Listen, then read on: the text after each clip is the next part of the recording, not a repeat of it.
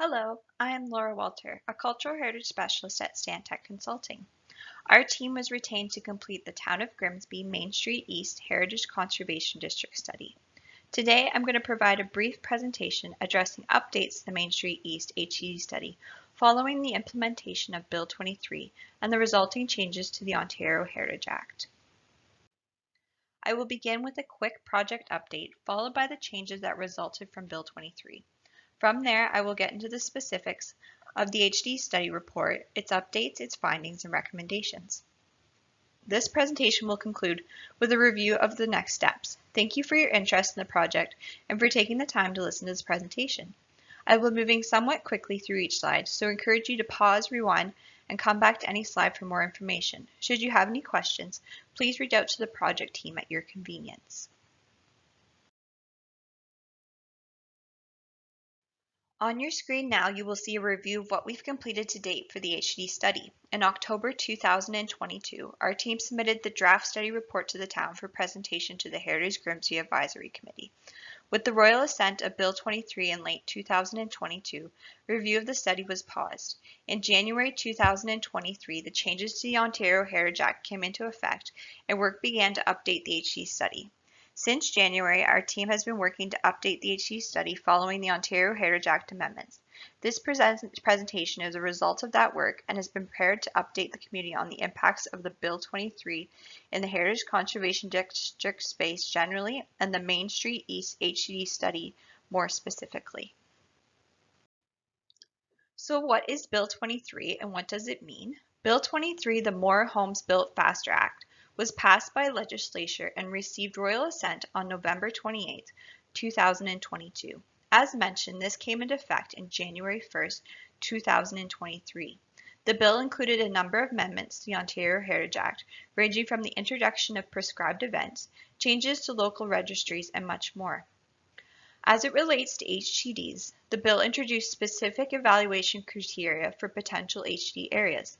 It also included authority to set out the processes to amend and repeal HD bylaws, which is still under consultation with the ministry.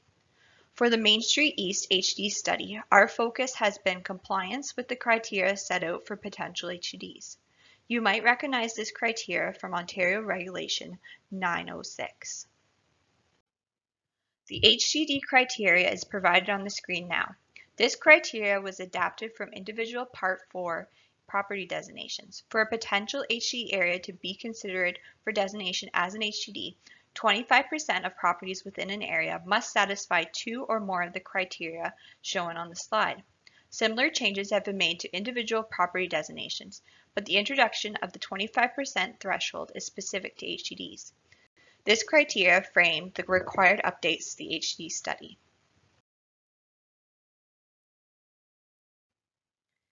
To undertake the updates to the HD study, our team updated the ArcGIS inventory forms for each property in the study area to have the 9 criteria of Ontario Regulation 9-06.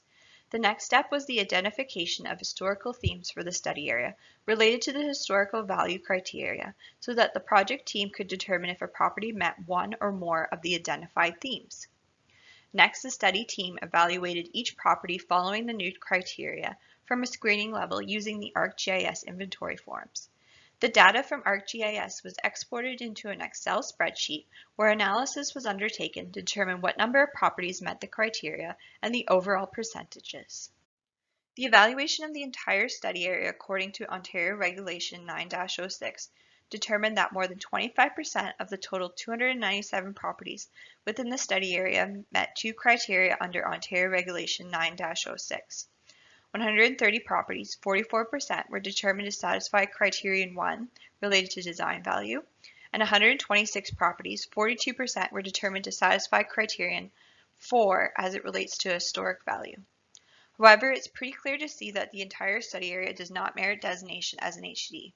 The properties that merit criteria under Ontario Regulation 9-06 are dispersed throughout the study area and do not necessarily share historic or contextual relationships that are typically found in HD areas.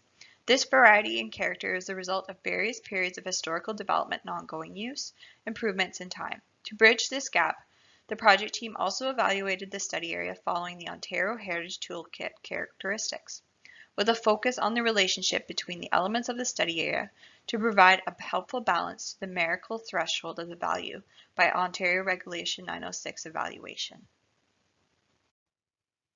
So where did that leave us? Following the evaluation of the study area against the HDD characteristics based on the toolkit, it was determined not to merit recommendation for consideration as an HDD. While the study area does contain heritage resources, landmarks, and significant views, these are spread throughout the entire study area with contemporary infill or open spaces and parking lots in between, which break up the streetscape and results in an overall lack of visual cohesiveness. Through the analysis and evaluation of the study area, it was determined to contain 4 character sub-areas. To determine if these smaller areas within the HDD merit consideration as an HDD, an evaluation of each character sub-area was undertaken. These are the 4 character sub-areas determined for the study area. You may recognize these as distinct areas of the study area. I will now detail the evaluation results of each character sub-area.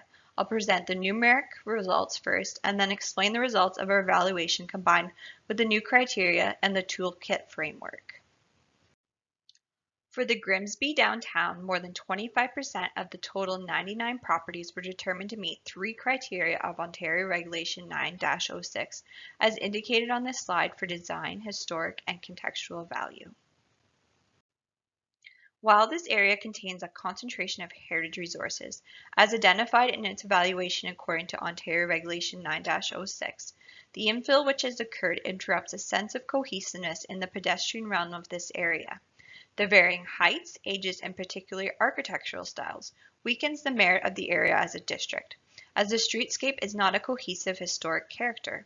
This area is representative of a typical rural Ontario commercial core. It does not connect directly to the unique history of Grimsby as a fruit-growing region. Following the evaluation of the Grimsby downtown against the HDD characteristics provided in the toolkit, it was determined not to merit recommendation for consideration as an HDD. As such, other planning tools for this area of the study area were developed. For the historic residential core, more than 25% of the total 57 properties were determined to meet 4 criteria of Ontario Regulation 9-06, as depicted on this slide for design, historic, and contextual values. The area contains a concentration of late 19th to early 20th century properties related to the Grimsby fruit industry boom, including remaining fruit barns and outbuildings. Lands within this area, including 2 identified landmark properties, are connected to the Nels family who were significant to the development of Grimsby more broadly.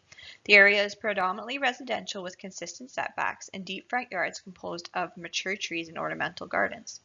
This area also contains the Neutral First Nation burial ground. While the area has 2 periods of development, with infill that began in the mid-20th century situated amongst the historic properties, the key heritage features remain and warrant conservation for their continued longevity and ability to contribute to the historical narrative of the area. As such, the historic residential core has merit for consideration as an HDD. For the Nels de Beausejour corridor, more than 25% of the total 90 properties were determined to meet 2 criteria of Ontario Regulation 9-06, as depicted on the slide for design and historic value. However, while this area retains some 19th century residences, former fruit barns and outbuildings, and 3 landmark structures, the heritage value of these structures is focused on an individual scale. Most of the structures within the Nels de Beausejour corridor are associated with the growth of Grimsby during the mid-20th century, and there's been significant infill between the identified heritage resources. Therefore, the Nels de Beausejour corridor character sub-area was determined not to merit consideration as an HDD.